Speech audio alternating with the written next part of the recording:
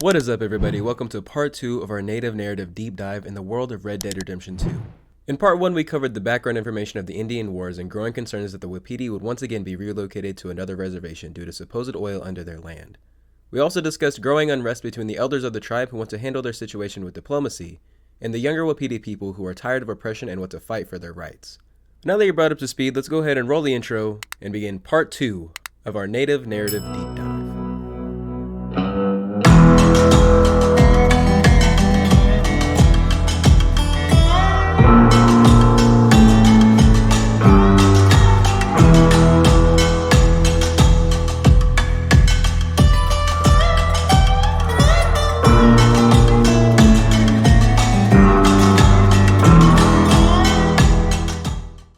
If you remember, the last thing we left off with in part 1 was Arthur heading to the Wapiti Indian Reservation to speak with Rainsfall at the request of Charles Smith. You don't sound very well. I'm not. I think I'm dying. Then I hope you find peace. I don't know too much about peace. Apparently not. Did you have fun with my son, the impetuous prince? I believe you went on a raid with him. I'm sorry. I suppose I lack the grandeur of a conventional king. I don't know too many kings. Colonel Favors, he has already exacted some measure of revenge for the raid. 2 women were assaulted by his men. I'm very sorry about all of this. Yes. Sometimes the correct path, the bravest path, is the least obvious, and also the gentlest. I'm a great disappointment to my son. Your son seems to want a war. My son thinks there is glory in death.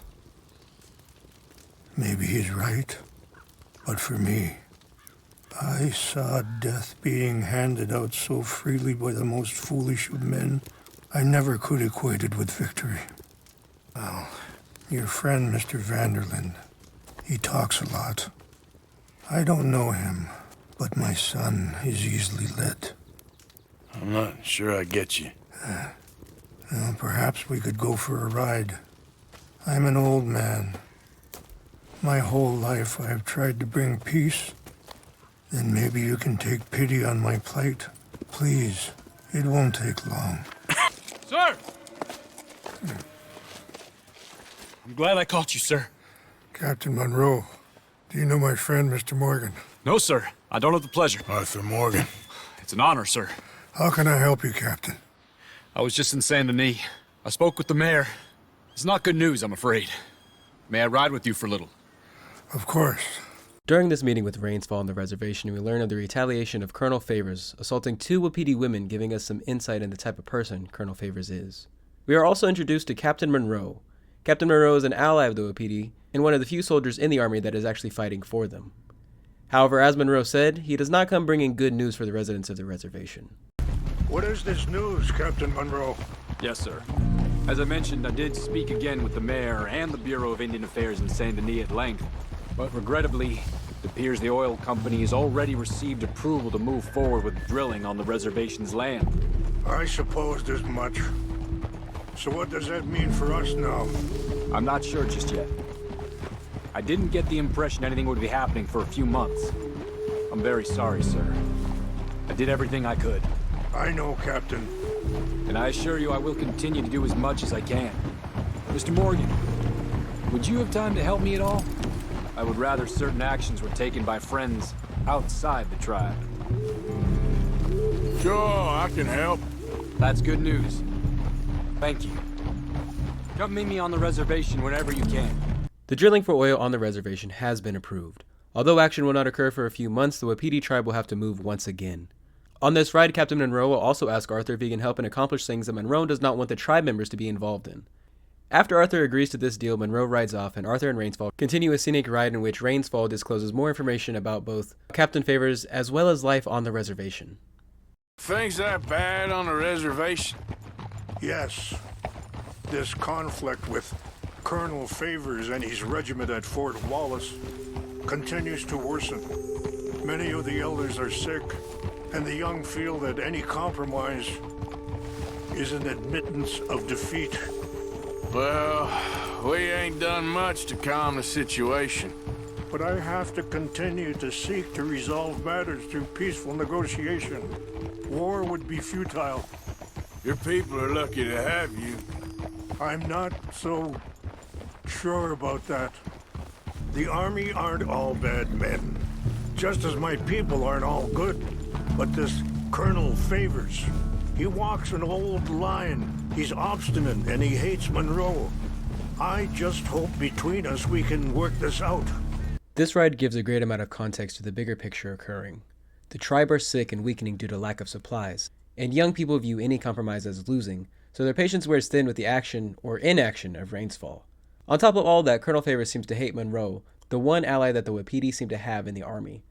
All of these details will come to a head later. However, as Rains Fall and Arthur approach the spiritual site, they discover that the site has been ransacked and artifacts of the site stolen, meaning that war is the only outcome, unless Arthur can retrieve the items without the tribe learning of the transgression.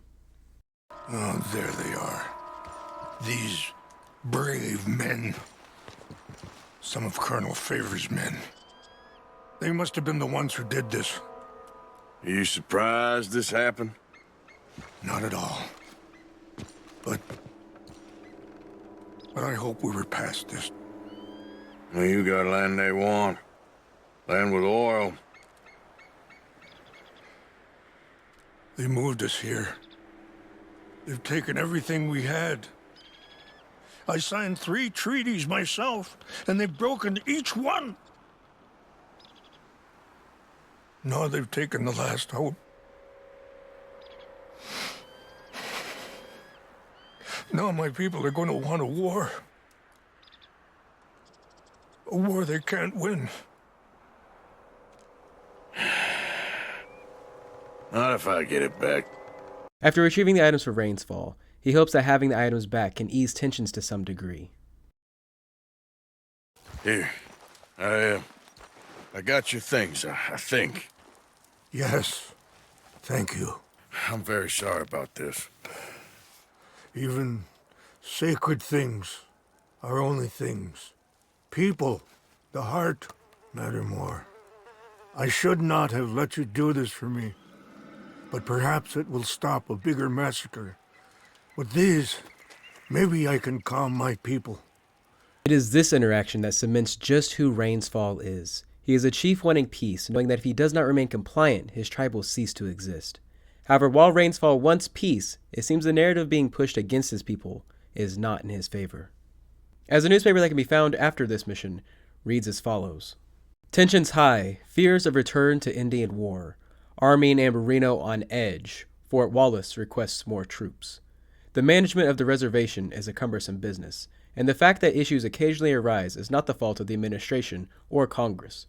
Money is appropriated quite liberally and honestly for the care of the Indian people. The children are taught something of hygiene, fed and clothed, and given shelter, yet still the Indians contaminate their own water and end up spreading typhoid to all and sundry. The Indian problem will not solve itself. The Crow, Shoshone, Cheyenne, and even the Navajo have signed treaties and been moved to very generous reservations, taking to agricultural life and the tenets of Christianity. However, those contained at the Wapiti Indian Reservation remain warlike, spurred on by their chief and his son. Military officials stationed at the nearby Fort Wallace warn that armed hostilities are a distinct possibility. These Indians acting in conjunction and harmony with government officials could prosper and become friends to the Americans, who have tamed the lands from New York to California, instead exhibiting savagery, ingratitude, and surly behavior. The treacherous Indians falsely accuse mistreatment. In the light of all the tensions reported in the region, Washington has sent another military delegation to try and reduce the tension. This article deliberately misrepresents the situation and paints the Wapiti as the aggressors of this narrative, rather than victims of circumstance at the mercy of oil tycoons and the army. At this time, we can return back to the reservation to check on Captain Monroe and see just what Arthur can help him with that he did not want the Wapiti being involved in. Captain Monroe. Of course. Chief's going out trying to find medications. It's quite a business. Yes. Thought we were through with all this. Well, we are, mostly. Colonel Favors seems to think the natives have broken some promise they never made, and apparently he's punishing them by withholding vaccines sent down by the federal government. Really?